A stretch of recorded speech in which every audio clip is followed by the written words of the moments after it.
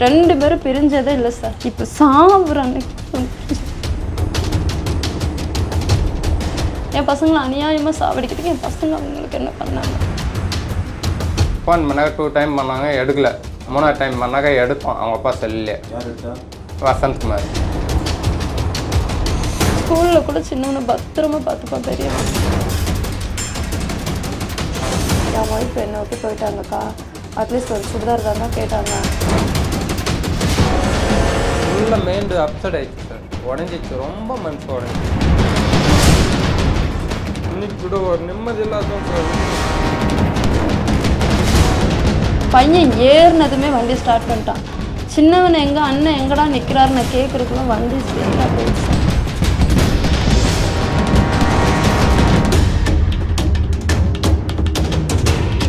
நாங்கள் இந்த வீடியோவை ரொம்ப கஷ்டப்பட்டு தான் எடுத்திருக்கோம். களத்துக்கே போய் என்ன நடந்துச்சு அப்படின்ற தகவலை தான் உங்ககிட்ட கொண்டு வந்து சேர்த்துருக்கோம். எங்கள் சேனலை பார்க்குற எல்லாருமே சப்ஸ்கிரைப் பண்ணுங்கள், சப்போர்ட் பண்ணுங்கள். தனது தம்பியின் கையை இறுக பற்றி கொண்டு வா இந்த மொத்த உலகத்தையும் அளக்கலாம் என்று அந்த அண்ணன் கூட்டிச் சென்றிருப்பானோ, அல்லது உனக்கு ஒரு பட்டாம்பூச்சியை காட்டுகிறேன் என அழைத்து போகிறானோ, அல்லது ரயில் பூச்சியை காட்டுவதற்கு அழைத்துச் செல்கிறானோ தெரியவில்லை. ஆனால் நீ அழைத்தால் எங்கும் வருவேன் அண்ணா என தத்தி தத்தி நடந்து செல்லும் தம்பியின் முகத்தில்தான் எத்தனை மகிழ்ச்சி. லட்சம் தடவை அந்த வீடியோவை பார்த்து கொண்டே இருக்கலாம். அத்தனை அன்பும் அழகும் கொட்டி கிடந்தது அந்த காட்சியில்.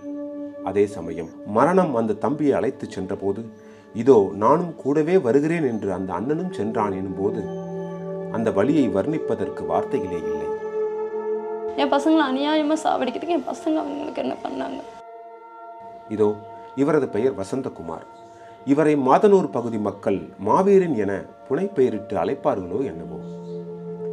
யாராலும் வெல்ல முடியாத இந்த பச்சிளம் குழந்தைகளை தோற்கடித்து அவர்களின் கழுத்தில் தனது காலால் மிதித்து அவர்கள் இருவருக்கும் சமாதி கட்டியவர் என போலீசாரால் அடையாளம் காணப்பட்டிருப்பவர் இவர்தான். கடந்த வாரம் ஊடகங்களில் 14,000 ரூபாய் பணத்துக்காக 2 குழந்தைகள் கொலை செய்யப்பட்டதாக செய்திகள் வெளியானது. வெறும் 14,000த்துக்காக 2 குழந்தைகளை கொலை செய்தார்களா என்ற அதிர்ச்சி விலகாமல் மாதனூருக்கு சென்றோம்.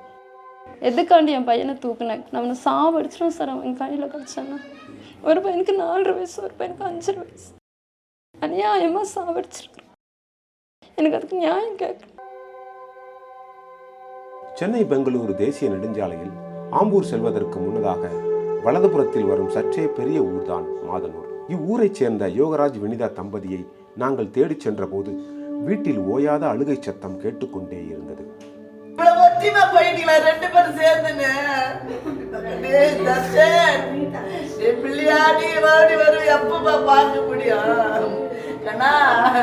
அப்பா அம்மா இடிஞ்சு கிடக்குறாங்கடா, நீங்க இல்லாம.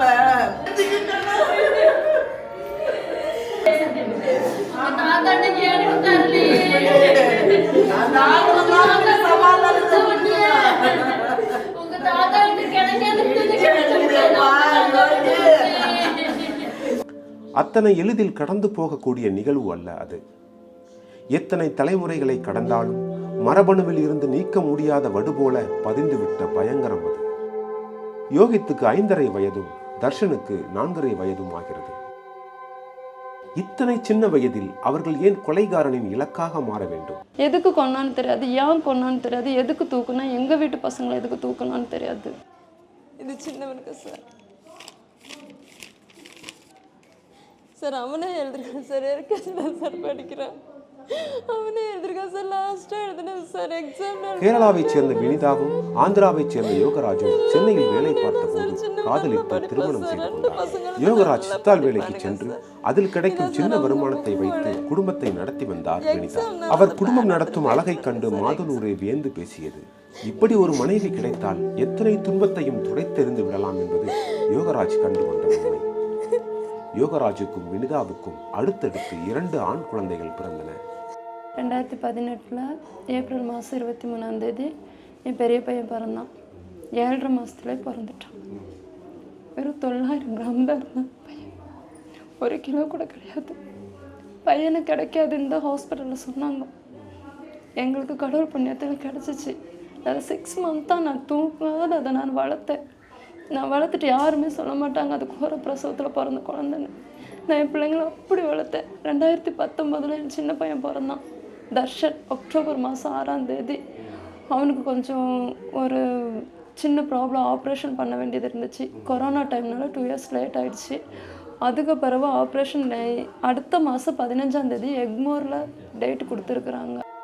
அன்று மாலை பள்ளிக்கூடத்திலிருந்து வீடு திரும்பிய யோகித் ஒரு வாய் சோறு கூட சாப்பிடவில்லை. சற்று நேரத்திற்கெல்லாம் யோகித்தை காணவில்லை, தர்ஷனை காணவில்லை என மாதனூர் கிராமமே அல்லோலப்பட்டது. ஆனால் யோகித்தை தந்தை யோகராஜ் அழைத்ததாக வசந்தகுமார் என்பவர் கூட்டிச் சென்றதை வினிதா சொல்லவும் ஏதோ விபரீதம் நடந்திருப்பதை உணர்ந்தார்கள். பசங்களை கூப்பிட்டு வரலான்ட்டு போனால் வந்து வாண்டடாக நிற்க வச்சு பேசணும். வேலைக்கு வரையா இல்லையா, எங்கே பாரு வேலைக்கு, நான் 2 வருஷம் ஆயிடுச்சுல்லப்பா நின்று, நான் திருப்பி நின்னத்துக்கு நான் வேலைக்கு வர மாட்டேன், என் நூற்றுரூபா அப்படின்ட்டு நான் அங்கேருந்து நான் பசங்களை கூப்பிட்டு ஜூஸு பசங்களுக்கு சாக்லேட் வாங்கி கொடுத்து வீட்டுக்கு கூப்பிட்டு வரேன். கூப்பிட்டு வந்ததுமே ஹாஸ்பிட்டலுக்கு போனோன்ட்டு சொன்னார். எதிரில் கொரியர்காரு அவர் ஹாஸ்பிட்டலுக்கு கூப்பிட்டு போயிட்டு இந்த 10 நிமிஷம் கேப்லேயே வந்து நான் சொன்னேன்ட்டு கூப்பிட்டு போயிட்டு வருவான். வந்து கேட்டாண்ட வந்தால் என் பசங்க வந்து அப்பா ரோட்டுக்கு அது பேசுகிறது புரியாது சின்ன பசங்களுக்கு. ஓட்டுக்கு போயிருக்குன்னு சொல்லியிருக்கிறானுங்க என் பசங்க. நான் கிச்சனில் வேலை பார்த்துட்டு இருந்தேன். பசங்க கேட்டுக்கு உள்ளே தான் நின்னாங்க. நான் அவங்க அப்பா இல்லைன்னு சொல்லிட்டு வீட்டுக்குள்ளே வந்துட்டேன். அவன் நின்றுட்டு பதுக்க என் சின்ன பையனை தூக்கிட்டு போயிருக்கிறான். ஃபஸ்ட்டு தெரியாது, பசங்களுக்கு எக்ஸாம், அதனால நேரமே உட்காந்து சொல்ல வைக்கணும். 7 மணிக்கெல்லாம் தூங்கிடுவானுங்க. அதுக்குள்ளே சாப்பாடு நான் ப்ரிப்பேர் பண்ணணும்னு சொல்லிட்டு நான் அந்த வேலையில் இருந்தேன். 2வது பெரிய பையன் வரும்போது பெரிய பையன் என்கிட்ட வந்து சொன்னான், அப்பா கூப்பிடுறாரு ரோட்டில், வசந்த் மாமா வந்திருக்கிறாருன்னு சொல்லியிருக்கிறான். என்கிட்ட சொன்னான். நான் பாத்திரம் கழுவிட்டு சோப்பு போட்டு கை கழுவுறேன். என் பையன் அவன் வண்டி ஸ்டார்ட் பண்ணி ரேஸ்லேயே வச்சுருக்கிறான் சார். நான் உள்ளேருந்து எனக்கு உடம்பு முடியல, அன்றைக்கி எனக்கு வீசிங் ப்ராப்ளம் இருக்கிறது, உடம்பு முடியல. நான் ஸ்லோவாக வர்றதுக்குள்ளே அவன் வண்டி பையன் ஏறினதுமே வண்டி ஸ்டார்ட் பண்ணிட்டான். சின்னவன் அண்ணன் எங்கடா நிற்கிறாரு நான் கேட்குறதுக்குள்ள வண்டி ஸ்பீடாக போயிடுச்சு சார். சின்ன பையன் எங்கேனா தான் இருப்பான், பெரிய பையனை தானே ஏற்றிட்டு போனாலும் சின்ன பையனை ஃபுல்லாக நாங்கள் தேடினோம் சார், கிடைக்கல. இங்கே ஃபுல்லாக நாங்கள் நினச்சி விளையாண்டுக்கிட்டு தான் இருக்கிறான்ட்டு வீடு பின்னாடி இடம், அந்த பின்னாடி இடம், தெருவில் எல்லா வீட்லையும் தேடிட்டு இருந்தோம். அப்புறம் தான் சிசிடிவி கேமரா ஃபுட்டேஜ் பார்த்தோம். உடனே பார்த்தோம். யோகித்தையும் தர்ஷனையும் வசந்தகுமார் அவரது பைக்கில் அழைத்துச் செல்வதை சிசிடிவியில் பார்த்த பிறகு மொத்த பேரும் வசந்தகுமாரை தொடர்பு கொள்ள முயன்றார்கள்.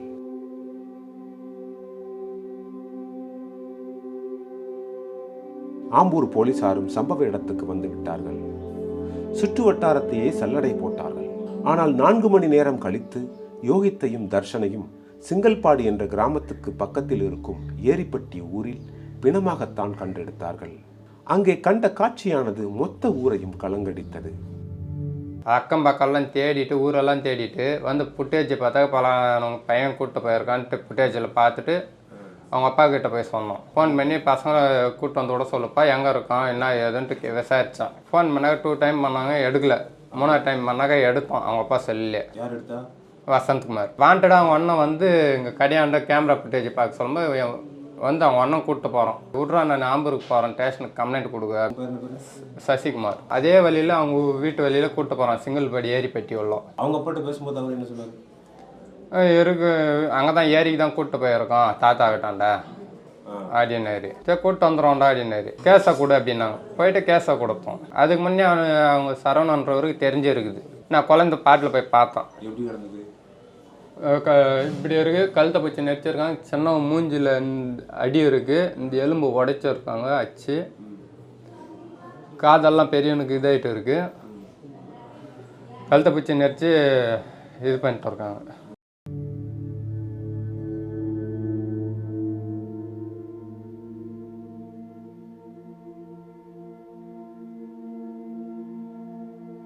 பால்முகம் மாறாத 2 பச்சிளம் குழந்தைகளும் மிக கொடூரமாக கழுத்தில் மிதித்து கொலை செய்யப்பட்டிருந்தார்கள். குழந்தைகள் இருவரையும் கொலை செய்ததாக ஏரிப்பட்டி கிராமத்தைச் சேர்ந்த கான்ட்ராக்டர் சரவணனின் மகன் வசந்தகுமார் கைது செய்யப்பட்டிருக்கிறார். 2 குழந்தைகளையும் வசந்தகுமார் கடத்திச் சென்ற பாதை வழியே நாங்கள் பயணித்தோம். மிகவும் கடினமான பாதையாக இருந்தது. சில இடங்களில் அச்சுறுத்தும் வகையில் ஒற்றையடி பாதையாக இருந்தது அந்த வழி. குழந்தைகள் இருவரும் அப்பாவை பார்க்க போகிறோம் என்ற ஆவலில் மட்டுமே அமைதியாக இருந்திருக்க வாய்ப்பு இருக்கிறது. பிறந்ததில் இருந்து இருவரும் பிரிந்ததே கிடையாது. இப்படி ஒரு பாதை வழியே அவர்கள் பயணித்ததும் கிடையாது. வீட்டில் 2 டயர் இருக்குது, அந்த டயர் தான் வச்சு விளையாண்டுட்டு இருப்பாங்க. இல்லைன்னா பைப் இருக்குது, தண்ணி பிடிச்சி விளையாடுவாங்க. வீட்டுக்குள்ளே ஓடி விளையாடுவாங்க, ஒளிஞ்சு விளையாடுவாங்க. அவ்வளோதான். வீட்டை விட்டு வெளியில் அந்த பக்கம் கேட் திறந்து வெளியில் போகிறது கிடையாது, இந்த பக்கம் கேட் திறந்து வெளியில் போகிறது கிடையாது. சின்னவன் அவன் என்னை விட்டு தூங்க மாட்டான் சார், சாப்பிட மாட்டான். அவன் அவனுக்கு நான் சாப்பாடு விரவி கொடுக்கணும், ஸ்பூன் எடுத்து கையில் கொடுத்து 2 வாய் ஃபஸ்ட்டு ஊட்டினா தான் அவன் அடுத்த வாய் சாப்பிடுவான். 3ஆவது வாய் அவன் ஸ்பூன் எடுத்து சாப்பிடுவான். ஸ்கூலுக்கு போகும்போது ஒரு 10 முத்தமாவது எனக்கு கொடுத்துட்டு போவான். பெரிய பையன் நான் எது சொன்னாலும் கேட்பான், நான் என்ன சொன்னாலும் அவன் கேட்பான். 2 பேரும் பிரிஞ்சதே இல்லை சார். இப்போ சாப்பிட்ற அன்னைக்கு கூட அவனுக்கு பிரிஞ்ச 2 பேருமே ஒன்றா தான் விளையாடுவானுங்க. எங்கே போனாலும் 2 பேரும் ஒன்றா தான் போவானுங்க.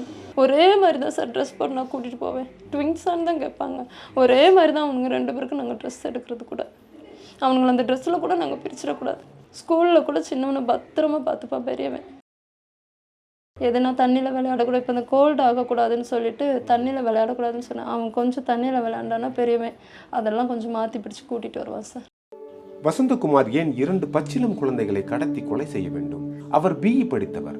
அவரது தந்தையின் கட்டுமான நிறுவனத்தில் முக்கியமான பணிகளை செய்து வந்தார். வசந்தகுமாருக்கும் யோகராஜ் குடும்பத்தாருக்கும் பிரச்சனையே இல்லை என்று சொன்னாலும் சில ஆண்டுகளுக்கு முன்னர் வசந்தகுமாரின் தந்தை நடத்தி வந்த நிறுவனத்தில் தான் யோகராஜும் வேலை பார்த்து வந்தார். மற்றபடி இருவரும் நண்பர்கள் கூட இல்லை. ஒரே இடத்தில் வேலை செய்ததால் எப்போதாவது பார்த்தால் வணக்கம் சொல்லிக் கொள்வார்கள், அவ்வளவுதான். அவங்க அப்பா கிட்ட ஒர்க் பண்ணிட்டோம் 2 இயர்ஸ்க்கு பேக்.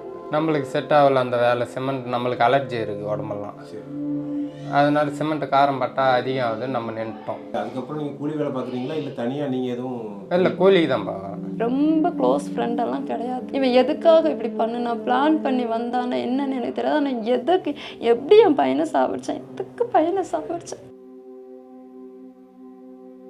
ஒரு பையனுக்கு 4 வயசு, ஒரு பையனுக்கு 5 வயசு. அடுத்தடுத்த வருஷத்துல தான் பிறந்தானுங்க. அநியாயமா சாவடிச்சிருக்கோம். எனக்கு அதுக்கு நியாயம் கேட்க.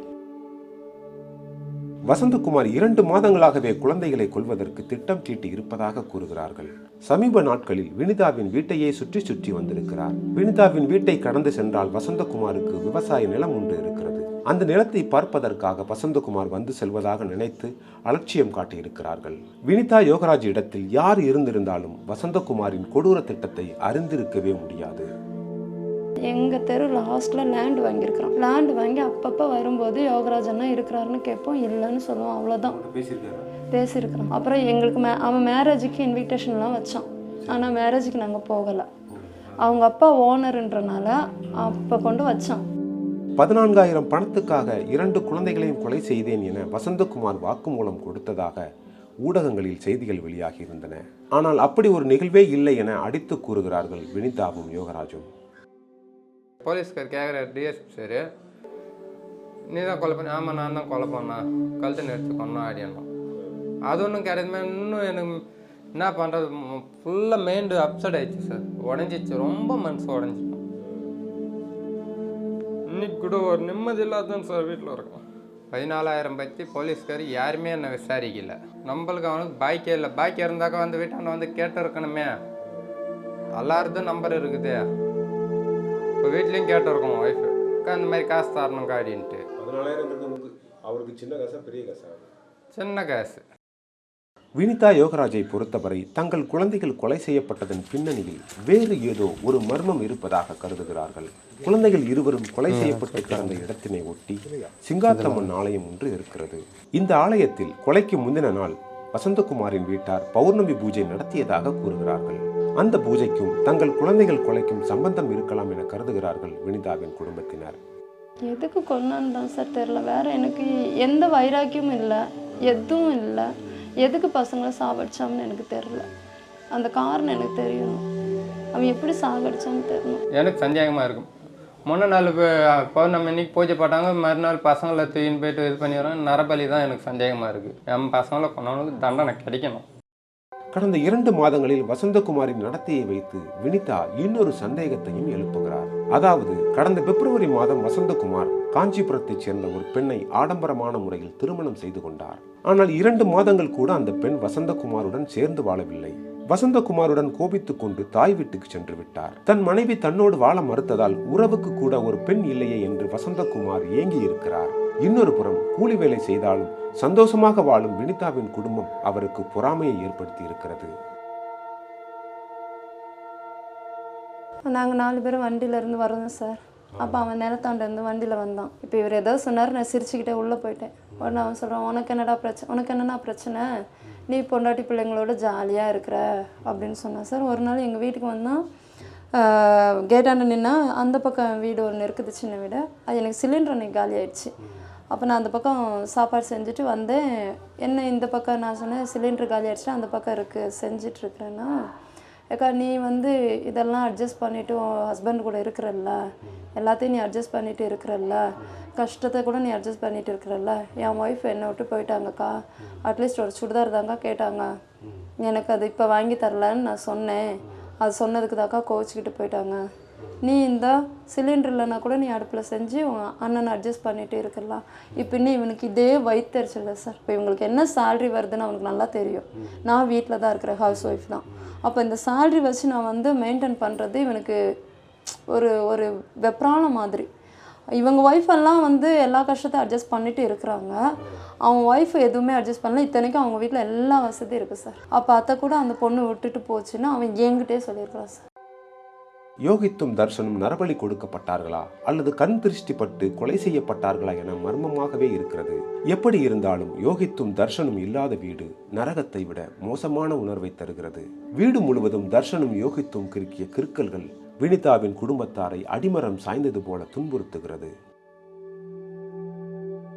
காம்பவுண்ட் சுவர்களில் அந்த பட்டாம்பூச்சிகள் ஆடிப்பாடி பதித்த கைத்தடங்களை பார்க்கும் போதெல்லாம் நெஞ்சம் வெடித்து சிதறி போகிறது.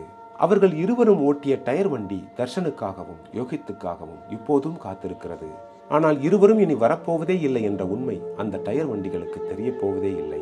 அதே சமயம் செல்வ செழிப்புமிக்க வசந்தகுமார் இந்த தடயங்களை எல்லாம் ஒன்றும் இல்லாமல் செய்து சட்டத்தை வளைத்து புனிதனைப் போல தப்பித்து விட எல்லா வாய்ப்புகளும் இருக்கிறது.